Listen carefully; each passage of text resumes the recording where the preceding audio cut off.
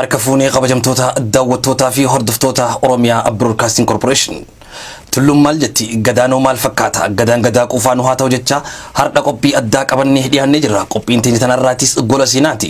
Akkuma baratametti gola seenaa hundi seennee seenaa hambaa balee citteetan awwaalamte awwaalchi jilaa baasnee isin biraan gahaa turreetti har'a seenaa Oromoota Walloo qabannee dhiyaannee jirra. Oromoonni Walloo gootummaa isaaniitiin jaarraa tokko oliif diina dura dhaabbatanii lolanii lolchiisanii wareegamaa turan. Haa taatu Oromoonni Walloo gaafa cabu Oromummaanis waliin gaccabaa dhufe. Gaafa diinni Oromoota Walloo cabsu booda abbaa gadaa Tufaa Munnaatis eeboonsaa irraa cabdee akkasuma Leenjisoo Diigaa eeboonsaatis cabdee akkasumatti gootowwan ituudha mucee amma mucee Yaayyaa Sireetii fi Ittisaa Roobaa eeboonsaanii eega cabde booda akkasumatti abbaa gadaa Wadaay Galmoo Hormoosoo fi Roobaa Gaamoo akkasumatti abbaa Duulaa Bakar Waareetis eeboolee isaanii eega cabde booda gootowwan murtii guutoo eega eeboolee isaanii cabde booda sirni gadaa khammaayyi kan itti cabee cabiinsi sirni gadaa khammaayyi calii calanqootitti eegatee booda gabroonfattoonni Habashaa reefka keessa abbootii waraanaatii fi akkasumatti abbootiilee gadaa osoo barbaadaa jiranii abbaa gadaa Wadaay Galmoo Hormoosoo osoo lubbuun keessaan bahin argatan. Haa taatu gaafa argatan maaltu uumame? Laga keessatti osoo lubbuun keessaan bahin gubbaa dhufanii dhaadatan. Baga dhumne osoo jiru shahadaa qabachuu dhiise baga osoo jiru lubbuun keessaa baate. Haa taatu eega dhooqasan keessaa ol baafatan dirree irratti geerara akkam irra geeraran. Geerarsi irratti geeraran hanga ammaatti geerarasan itti fufanii jiran. Haa taatu geerarsisan maali? Abbaa gadaa eega ol baafatanii reefkasaa ji'a tokko oliif gubbad dhiichisan. Maal jaanii? Ashaa gadaahoo araashaa gadaahoo jechaati beerri isaanii gubbatti caffaraa turan. Akkasuma dhiirti isaaniitis maal jechaa turte? Indeennaw gadaahoo ashanaw gadaahoo indeennaw gadaahoo gaddalnaw gadaahoo maal jechuu hiikkaansaa? Indeennaw gadaahoo sirni gadaa akkamii gaddalnaw akattamnaw imbiitanyaa'uun gaddalnaw gadaa'uun gaddalnaw abbaa gadaa'uun gaddalnaw. Abbaa gadaa ajjeesne sirna gadaa ajjeesne imbiitanyaa'u gaddalnaw ya gadaa siraatin akattamnaw ja'anii ji'a tokko oliif gubbad dhiichisan hanga ammaatti ashaa gadaahoo araashaa gadaahoon iddoo ayyaanaatittis iddoo fuudhaa heerumattis ashaa gadaahoo akka geerarsaatitti akka gootoowwaniititti itti geeraraa jiranii jechuu.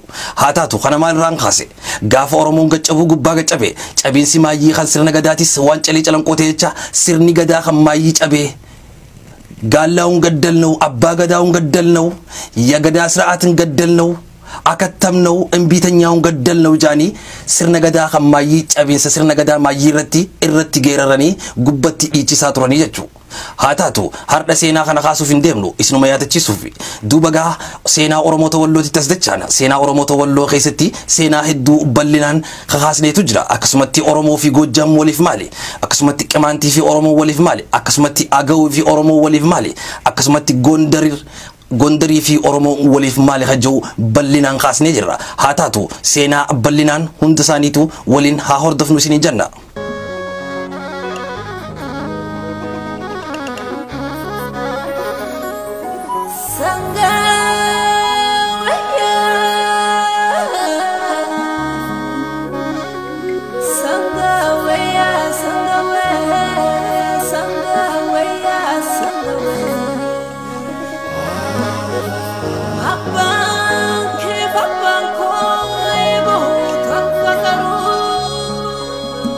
Seenaa Shanyii Walloo Bareentoo barreessaan Miikii Sultaan. Walloon Oromoodha Shanyii Kuushi. Walloon kan Bareentooti. Isaan keessaa warri Walloo abbootii gurguddoo 8tu jira. Isaanis warra Baabbuu, warra Iluu, warra Qobboo, warra Yeejjuu, warra Qaalluu, warra Raayyaa, warra Himanoo, warra Waayyuu ja'amuudhaan beekamu. Obboleeyyan 8 kun bulchiinsi isaanii Shawaa Roobitii kaasee hanga waajjiraatitti fudhata. Raayyaa jechuun afaan Oromooti. Raayyaa ittisa biyyaa jechuudha. Akka waliigalatti Raayyaa Qobboo, Indamohoon, Asaboo, Alabmaaxaa, Ashangee deemtanii abbootiiwwan jiran shanyii isaanii yoo gaafatan akka Oromoo ta'an ifaan ifatti siif himanii siif mirkaneessan. Raayyi lafti isaatu biyya Oromoo ta'uu isaa ragaa ofitti baha. Raayyaan gara naannoo Tigraay kan seenuu dandeesse yeroo mootummaan abbaa irree Atsee Yohaannis afuraffaa ture. yeroo mootummaan abbaa irree Atsee Yohaannis afuraffaa sanii kaasee warri Sameetik gara raayyaa seenuu jalqabanii. Gara Ooflaa, Macoo, Asaboo, Qobboo, Indamihoonitti as dhufanii biyya qabatan. Agawii fi Walloon ummata waliin jiraatu lameenuu ilmaan Kuushi ummata walirraa horanii. Walloon lafa Jabuutii irraa kaasee hanga marsaa Faaximaa Asabiin qabatee kan bulchitoota Wallootiin lafa Oromoo ture. Dhiha Wallootii kaasee hanga olitti afaan Oromoo ni dubbatanii. Baatee, Khamisee, Caffaaroobit, Sambatee, Haxayyee, Harbuu, Kombolchaa, Booranaa, Siqsiin bira irraa kaasee hanga Lammiitti afaan Oromoo ni dubbatanii. Dargaggeeyyii fi dubartoonni Walloo yeroo wal gahanii wallee faarsan akkas jechaa faarsu. Nayikaarrooyyee nayikaarrooyyee jechaa walaleessu.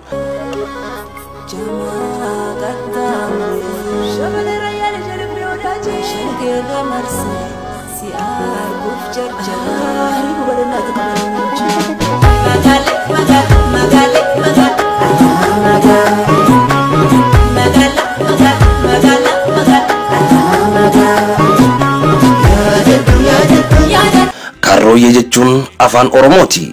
Kaarrooyyee jechuun ilkaan kaarruu jechuudha. Ilkaan kaarruun aadaa Walloo keessatti iddoo guddaa qaba jechuudha. Gootoowwan Walloo durii Balaay Zallaqaa, Abbaa Jabanoo, Abbaa Marsee, Hassan Rashiidee, Abbaa Gaangul, Hassan Aammee, Mahammad Makii, Mahammad Ali Lijiyaasu, Ras Gugsaa Walee, Ras Ali Gugsaa Walee fi kan maqaa hin dhawinis hedduudha. Gootoowwan shamarranii keessaa hangi tokko Warqituu Wadaajoo, Itiggee Mannaan, Giftii Mastaawotii fi hedduudha. Mootoowwan duraanii kan akka mootii bulchaa Gondar kan ture Ras Ali Gugsaa Walee, mootii Walloo Mahammad Ali Xaayituu Buxul Tawabbaachoo fi kan kana fakkaatan Oromoota turanii. Walloon jalqabumarraahu Oromoota akka turan ragaa qulqulluudhaan beekaman. Walloon sirna gadaatiin akka bulaa turtes beekamaadha. Mootoowwan abbaa irree kan akka Atsee Yohaannis faan jibbaa ummata Oromootii fi Islaamummaaf qabuun Oromoota Walloo yookaan Musliimoota Walloo iddoo Booruu Meedaa jedhamutti lola godhameen nama 30 ol ta'an ajjeese.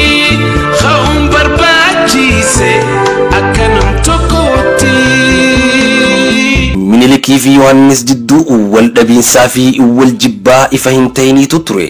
Minilik araara barbaadee bakka Daseerraa kiiloomeetira 10 fagaattu tan Booruu Meedaa jedhamtu akka lakkoofsa Habashaatti bitootee isaa bara 1878 Yohaannisitti dhaqee dhagaa mataa irratti baadhatee jilbiiffatee dhiifama gaafate. Yohaannis dhiifama godhee fi mootii Shawaa godhee muude. Booda irratti waa'ee dhimma amantii Ortodoksii irratti mari'atanii addaan deeman. Yohaannisii fi Minilik yeroo lammadaa caamsaa 25 bara 1878 Booruu Meedatti wal qunnamanii ammas waa'ee dhimma amantaa Ortodoksii irratti mari'achuuf caamsaa 29 bara 1878 walgayii Booruu Meedaa jedhamuun eegalan. Walgayii kana booda tarkaanfii addaa fudhachuutti gad bahan. Namni biyya kana jiraatu hundi akka amantii Ortodoksii qofa akka qabaatuu fi afaan Oromoo kan dubbatu hundi akka afaan warra Sameetik, afaan Amaaraa fi Tigree akka qabaatan jedhee Yohaannis labsii baase. Namni Ortodoksii hin taane kan taayitaarra jiru amantii isaa jijjiiruu yookaan Kiristinnaa hin fudhanne taate taayitaa irraa ka'u. Muslimni hundi waggaa 3 keessatti Kiristinnaa akka fudhatu, waaqeffataanis waggaa 2 keessatti Kiristinnaa fudhachuu qaban jedhee labsii dabarse. Labsii kana booda rakkinni hangana hin jaamne ummata Muslimaa fi Oromoota irratti raawwatame. Yohaannis labsii isaa hojiirra oolchuuf jecha gara jabeenyaan Oromootaa fi ummata Muslimaa Walloo lubbuu ajjeesaa, arraba muraa, hanqee isaanii irraa buqqisaa, kan biyyaa ari'achuu jalqabe. Yohaannisii fi Minilik mootii Walloo Mahammad Ali irratti duuluun ummata Oromoo Walloo Muslimaa boruu meedaa irratti lola godhameen Atsee Yohannisii fi Minilik ummata Oromoo Walloo Muslima gara 30 ajjeesan. Isinitu beeka warra gubate argee warra gabumarra hifate wareegee. Isinitu beeka warra gubate argee warra gabumarra hifate wareegee. Gojjaamii fi Oromoo. Gojjaam jechuun jechumti isaa Oromoodha. Gojjaam jechuun boonuu jechuudha.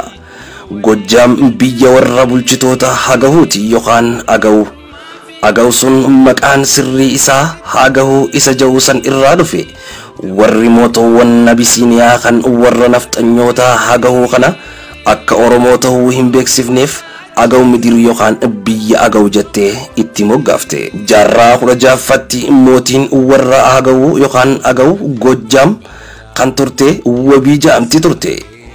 Warri mootoowwan Abisiiniyaa maqaa wabii jedhu dhoksanii gara walataa Barsabee jedhutti yaamuu jalqaban.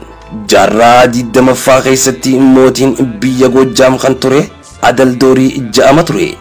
Warri Abisiiniyaa maqaa isaa jijjiiruun Nigus Takla Haymaanot jedhanii waamu. Gootonni Oromoo Gojjaam kan yeroo san lolchiisaa waraanaa turan Abbaa Beellaa fi Imaam jedhamanii waamamuu tura. Gojjaam keessatti hanga ammaatti magaalonni afaan Oromootiin moggaafaman ni jiru. Mancaa, Diimaa, Saqalaa, Qorattii, Jawwii, Buree, Jigaa, Bassoo, Gaalee, Liiban, Meettaa, Dhaamotee yookaan Daamotee, ilmaan Dinsaa Amaarri Yilmannaa Dinsaa jettee waamti. Oromoon ilma Kuushi. Kuush burqaa Afrikaa ta'uu isaa Itoophiyaan lafa Oromoo ta'uu isii inni mirkaneessa. Garuu dabaqeessoowwan Habashootaatiin ummata Oromoo irratti shira xaxameen yeroo dheeraa keessaa afaan Oromoof aadaa Oromoo balleessuuf yaalaniiru. Garuu hin danda'amne. Akka hayyuun Oromoo tokko jeetti jarri Habashootaa seenaa isaanii kitaaba irratti galmeessan. Oromoon garuu seenaa isaa lafa isaa irratti galmeeffatee dabree jira. Dhugaan jirus kanuma lafti Oromoo ragaa bahaa jirti. Jalatti haun barbaachise akka nam tokkotti waan badee barbaada yeroon isaa ga'ee jira. Gondarii fi Oromoo. Gondar sanyii ummata Oromoo kan warra booji'aa jaamaniiti. Mootonni duraanii kan Abisiiniyaa booji'aa kan turesan Gondar yabee jaamidir jettee kan Oromoo akka hin jaamne maqaa jijjiirte. Itti aansuunis beejuma san jijjiirte Bagamdar itti moggaafte. San booda Bagamdar kanaas jijjiirte gara Gondaritti moggaafte. Garuu moggaastoonni Oromoo waan ta'aniif kan Gondar jedhu kun afaanuma Oromootti hiikaan isaas kan dhufe gundoo yookaan safeedaa isaan ja'an sanirraahi. Ummata Oromoo kan sanyii Kuush kan warra nafxanyootaa jalatti cunqurfamaa jiran sanyii warra Qimaanti yookaan Kam'ati warra ja'amanii Abisiiniyaan warroota akka Kam'ati ja'aman san maqaa jijjiirtee Qimaanti jetteeni akka isaan Oromoo hin taane fakkeessuuf yaalii guddaa goote. Gondar Oromoo ta'uudhaaf ragaaleen gurguddoon lafoonni Gondar ni mirkaneessu. Fakkeenyaaf Laga Amboo, Gubbaa Laaftoo, Daafich, Ganda, Agaarabbii, Sangaa, Bookaa ja'amanii waamamaniitu jira. Osoo mootummaan Atsee Tewoodiroos jaarraa 19ffaa keessatti ka'ee mootowwan Oromoo jigsuuf hin yaalin dura manni maree waajiroonni Gondar afaan Oromootiin fayyadamaa turan. Ragaalee kana qabachuun Gondar kan Oromoo akka turte beektoonni ni himu. Mootowwan bulchaa turanis kan akka mootii Gugsaa Walee, mootii Walloo Gondar bulchaa ture. Gondar Walloo jalatti bulaa turte. Raas Gugsaa mootii Oromoo duriiti. Seenaa Warqituu fi Teediroos. Atsee Teediroos Shawaa dhufee Minilikiin booji'ee Magdalatti waggaa 10 hidhe. Waggoota 10 booda mana hidhaatii badee mana mootittii Oromoo Walloo Warqituu Wadaajoo ja'amtu tan fira mootii Walloo Muhammad Alii taate tan Teediroosii waliin wal falmitu bira dhaqee keessummummaa ta'a. Booda Minilik qabdee yookaan deebiftu ta'e ilma isii kan duraan Atsee Teediroos biratti qabamee jiru Ahmadii Alii kan jedhamuu fi namoota isii kan hidhaa jiran hunda akka gad lakkisu Teediroos Warqituutti dhaamsa erge. Garuu Warqituun nama cinqaa fi roorroo Teediroos jalaa miliqee dhufe deebisee Teediroositti ergee hin ajjeesisu jettee Miniliki gara Teediroos deebiftee erguu didde. Teediroos illeen didaa Warqituu erga dhagahee booda ilma isii kan isa bira Magdalaa hidhaa jiru Ahmadii Aliyyi fi namoota Warqituu kan hidhaa jiran hunda harkaa fi miila irraa muree gaara Magdalaa irraa gara Qileetti darbisiisee ajjeese. Misiyoonota Ingiliis kan yeroo san Magdalatti hidhaman keessaa tokko Dr. Henry Blank jedhaman. Waa'ee kana yoo ibsan Oromoota Walloo kan hidhaa turan hunda Teediroos ni ajjeese.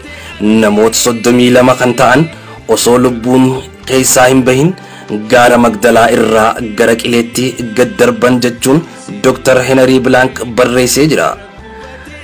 Dr. Henry Blank dabalataan akkana jedhe. Oromoonni loonii fi midhaan isaanii waraanni Teediroos waan jalaa saamuun rakkiseef gaafa tokko Oromoonni loltoota Teediroos kana marsanii hedduu isaanii fixan. Waraanni muraasni hafan dheessanii mooraa waraanaatti deebi'an. Teediroos waraana isaa kan du'a jalaa lubbuu baafachuuf baqatee dhufe waamee dura eenyuutu saamaa isiniin jedhe. Erga saamtanii ammoo maaliif dheessitan jechuun itti dallanee harka isaanii tokkoo fi miila tokko irraa ciree jechuun gara jabeenya Teediroos ibse. Ebla 10 bara 1868 waraanni Ingiliis Jeneraal Naapiyeer jedhamuun durfamee Magdalatti dhiyaate. Gama tokkoon waraana Ingiliis kan 200 ta'uu fi loltoota baalabbaatota Oromoo Walloo Warqituu fi Mastaawat kan waraana Ingiliis gargaaran, gama kaaniin ammoo waraana Teediroos kan Gabriyeen durfamu loltoota 40,000 caalle qabatee bakka Aroogee jedhamutti wal waraanan. Maayyii Gabriyeef loltoonni Teediroos baay'ee ajjeefaman, hedduun moofaawanii hojii ala ta'an. Teediroos lola kanatti injifatamuu baay'ee gaddee lubbuu isaa baraaruuf jecha gara kibbaa miliquu yaaduu hin oolle. Garuu naannawa isaa hunda waraanni Ingilizii fi waraanni mootittii Walloo Warqituu Mastaawat kan cufame ta'uu hubatee achumatti du'a dhandhamuun dirqama itti ta'e. Namni quufaa fi iftuulummaan Oromootti roorrisee dheekamee jibbaa fi tuffiin Oromootaa gara jabeenyaan ajjeesaa ture Teediroos dhumarratti haalli du'iinsa isaa hanga har'aatti illee mormii guddaa qaba. Habashoonni waraana Ingiliizitti harka kennachuu didee ofiif of ajjeese jedhan. Namoonni biroo akka kitaaba seenaa dhugaatti garuu osoo inni waraana Ingiliis gara tokkoon ofirraa eeguutti waraanni baalabbaatittii Oromoo Walloo kan Warqituu bira gahee Atsee Teediroos ajjeese jedhan. Isinitu beeka warra gubate argee warra gabumarra hifate wareegee. Isinitu beeka warra gubate argee warra gabumarra hifate wareegee. Hayyuu fi sheekottan Oromoota Walloo inni duraa Sheekh Jamaaluddin Ammi yookaan Muhammad Roobsoo Sheekh Raayyaa kan yeroo jalqabaaf afaan Arabaatiin afaan Oromoo barreessan. Inni lammaffaa Sheekh Daani'uul Awwal yookaan Sheekh Ahmad Adam Gurraacha. Inni sadaffaa Sheekh Daani'uul Saanii yookaan Sheekh Muhammad Yaasiin Daalacha. Inni afuraffaa Sheekh Muhammad Mi'aawaa Marsaa. Inni shanaffaa Sheekh Siraajuddin Gaagur. Inni jahaffaa Sheekh Ali Mantaa Abbaa Sarbaa. Inni torbaffaa Sheekh Karam yookaan Sheekh Abdurrahim Warra Gaaraa. inni saddeetaffaa Sheekh Haji Muhammad Sani warra qaalluu fi kan kana fakkaatan hedduudha. Anniyyi fi Daaniyul Awwalii fi Daaniyul Saaniin warra afaan Arabaatiin afaan Oromoo barreessan. Rabbiin sheekoowwan keenya warra jannataa haa godhu. Isinitu beeka warra gubate argee warra gabumarra hifate wareegee. Isinitu beeka warra gubate argee warra gabumarra hifate wareegee. Balaay Zallaqaa Laaqaw Qilxuu Ayyaanoo Galgalii dhalataa warra Walloo yeroo ta'u guddinaan Gojjaamii achumatti ijoollee horate. Goonni Balaay Zallaqaa Laaqaw abbaa isaa Zallaqaa Laaqawii fi harmee isaa Aadde Xaayituu Asnee irraa Wallotti iddoo Boorana jedhamtu aanaa Cikkaataa Qooxii Jirruu Simuu jedhamtutti bara 1904 dhalatan. Akkasuma erga waggaa 4 gahaniin booda abbaan isaanii Zallaqaa Laaqaw lolchiisaa Lijiyyaasuu waan turaniif gaafa Lijiyyaasuun qabamanii inninis baqate. Iddoo Cikkaataa jedhamu kana osoo jiraatu achumatti namaan wal dhabee nama ajjeesee biyyaa baqatanii Wallo dhiisanii Gojjaamitti galan. Walloon Oromoo fi ummanni Agaw ilmaan Kuushi. Kuush abbaa Afrikaati. Muhammad Ali yookaan Ras Mikaa'el hidda dhaloota Oromoota Walloo keessaa tokko. Inninis Muhammad Ali yoo ta'u labsiif dirqii Yohaannisiin fulbaanaa akka lakkoofsa Habashaatti bara 1878 amantii kiristaanaa fudhatee Ras Mikaa'el Ali jedhame. Ras Mikaa'el Ali caamsaa 31 bara 1914 harka Abuunaa Phexroosiin mootii Walloo Gojjaamii fi Gondar ta'ee muudame. Mootoowwan Amaaraa dhiigni isaanii Oromoo haati mana isaanii Oromoo. Atsee Teediroos sanyii warra Kam'atii yookaan Qimaant Oromoodha. Jaartiin Atsee Teediroos Mintuwaab Alii Aluulaa Oromoo Yejjuu. Jaartiin Atsee Yohaannis Tigree haati mana isaa Haliimaa Liiban Yejjuu Oromoodha. Jaartiin Atsee Minilik Xaayituun Buxul Marsoo Walloo Oromoodha. Dalayduun Haile Malakoot haati Minilik Oromoodha. Jaartiin Haile Sillaasee Itaggee Mannaan Walloo Oromoodha. Haati Haile Sillaasee Jamiilaa Alii Gamacoo Yejjuu Oromoodha. Abbaan Haile Sillaasee Walda Mikaa'el Guddisaa Shawaadha Oromoodha. Mangistuu Haile Maariyaam Waldee abbaan Shawaa Oromooti.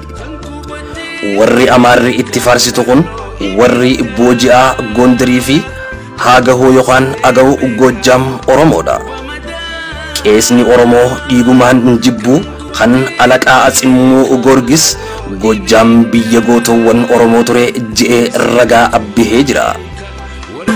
Isinitu beeka warra gubate argee warra gabumarra hifate wareegee. Isinitu beeka warra gubate argee warra gabumarra hifate wareegee.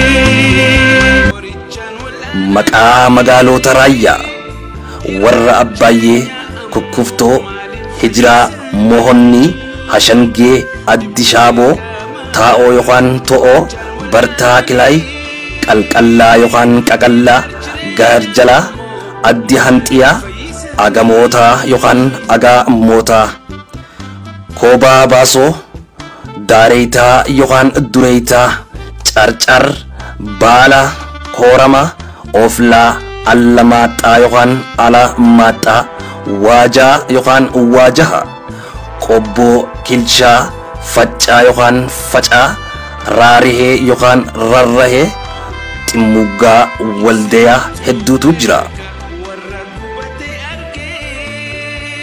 Maqoota warra Raayyaa Tolaa Habulloo Araarsee Shantam Ashkutii Waayyuu Dureetii Gurraayaa Daadhii Kuubinii Wasanee Jannatii Roobsoo bareentoo areeroo hedduutu jira. Isinitu beeka warra gubate argee warra gabummaarra hifate wareege. Isinitu beeka warra gubate argee. Seenaa Jamaalul Annii yookaan Muhammad Roobsoo. Jamaalul Annii yookaan Muhammad Roobsoon abbaan isaanii sanyii Oromoo beekamoo keessaa dhalatan. Harmeen isaanii warra Gondar irraa kan sanyii Sheekha warra Baalee Sheekh Hussein Baalee irraa ilmoo ilmaan isaanii Sheekh Suraa kan jedhaman irraa dhalatan. Kitaaba Yaareed Girmaa Hayilee seenaa Gondar haasawu baafata 296 hanga 297 irratti Muqaama Ahmad kan jedhamanii irraa dhalatte.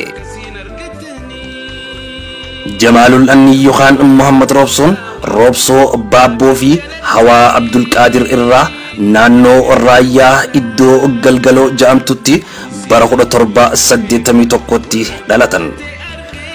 Jamaalul Annii bara 1781 hanga 1870tti barattootaaf barsiisaa gaarii ta'anii jiraachaa turan. Barattoota isaanii keessaa Sheekh Ahmad Diimaan bara 1902 waa'ee jireenya isaanii baay'ee barreessee jira. Matla'ul Rawiyyaa fi Manaaqibul Anniyyaa jedhee qopheesseera. Jamaal Annii yookaan Muhammad Roobsoon waggaa 30 beekumsa walitti qabatanii barachaa turanii.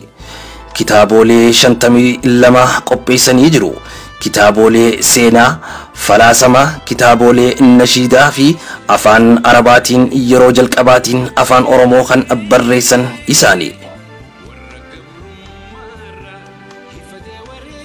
Akki warri sheekota seenaa annii barreessanii kan akka Sheekh Ahmad Diimaa, Sheekh Ahmad Darraa kitaaba Nashrul Anbar jedhuu fi mucaa isaanii Sheekh Haaji Muhammad Walee fi kan kana fakkaatan wabii isaan godhannee Muhammad Roobsoo Annii bara 1870 addunyaa irraa boqochuu isaanii Koram jedhamtu irrattii fi naannoo Gafraa jedhamtutti yejjuu keessatti awwaalaman.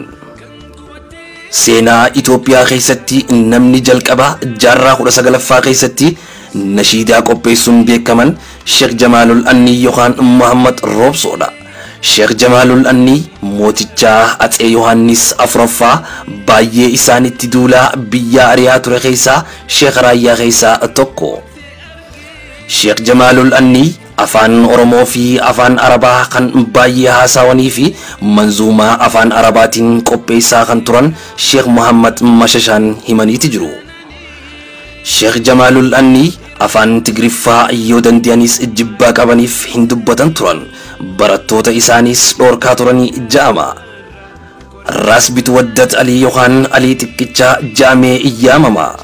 Akka lakkoofsa Habashaatti bara 1769 hanga 1855 mooticha waggaa 70 ol bulche ja'amee iyyaadamu keessaa tokko. Giftiiwwan kan fedhe mo'achiisaa kan fedhe buusaa kan ture sanyii warrasee kan tahan Raas Bitwaddat kan dhumaa turanii. Aliin kan dhalatan eega abbaan isaanii biyya bulchuuf karaa Gojjaam deemee Gojjaam Buree keessatti dhalate. Raas Bitwaddat Alii harmeen isaanii Itaggee Mannaan Liiban Ammadee jedhamti. Itaggee Mannaa sanyii warra Muhammadoota Muhammad Alii keessaa tokko kan warra Hibanoo intala Liiban Ammadee Kolaaseeti. Otoo kiristinnaa hin ka'in dura Itaggee Mannaa Halimaa jedhamtee iyyaamamti ture. Maqaan Itaggee jedhu kun kan baheef eega mucaan ishii Bitwaddat Alii mootummaa irra bahee boodaa fi eega Yohaannis Saalsaayii kan jedhamu eega fuute booda Mannaan jedhamte. Abbaan Raas Bitwaddat Alii xiqqichaa magaalaa Dabra Taaboot kan jalqabaa magaalaa taasisee fi waggaa 26 Gojjaam bulchaa kan ture yoo ta'u obboleessa Raas Gugsaa Marsoo Bareentoo fi Raas Aluulaa Marsooti. Raas Alii xiqqichaa sanyii warra Muhammadoo fi warra See yookaan Yeejjuu irraa dhalatan.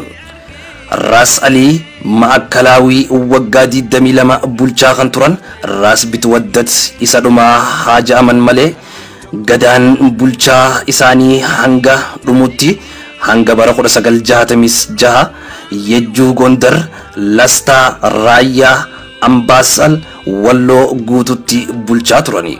Haati mana mootichaa Atsee Teediroos kan taate Tawabbaach Ali intala Ras Bitwaddat Aliiti. Ras Bitwaddat Ali baay'ee beekamoof jaalatamoo turan ja'ama. Tuligaa kabajamtoota daawwattootaa fi hordoftoota Oromiyaa Broadcasting Corporation egaa walitti deebinee jirra. Seenaa Oromoota Wallootirraa akka waa hedduus bartan akka waa hedduus hubattan abdii guddaa qabna. Seenaan daawwitii keessatti farkane namni tokko if barbaadee if harkachuudhaaf seenaa abaaboo abaabilee akaakilee isaa qorachuu danda'u qaba. Haa taatu seenaa Oromoota Walloo baay'inaan nafxanyootaatu akka fadhanitti waan fadhan irraa irrisaa waan fadhan itti dabalaa barreessaa ture. Haa taatu seenaan arra isiniif dabarsinetu seenaa arragaan deeggaramte. Haa taatu seenaan daawwitii keessatti farkani seenaan itti qicaan taatu irraa qicaan taatu seenaan wal saamuusin taatu akkasumatti seenaa biraatiin hanga walitti deebinutti yeroo gaarii nuuf qabaadha.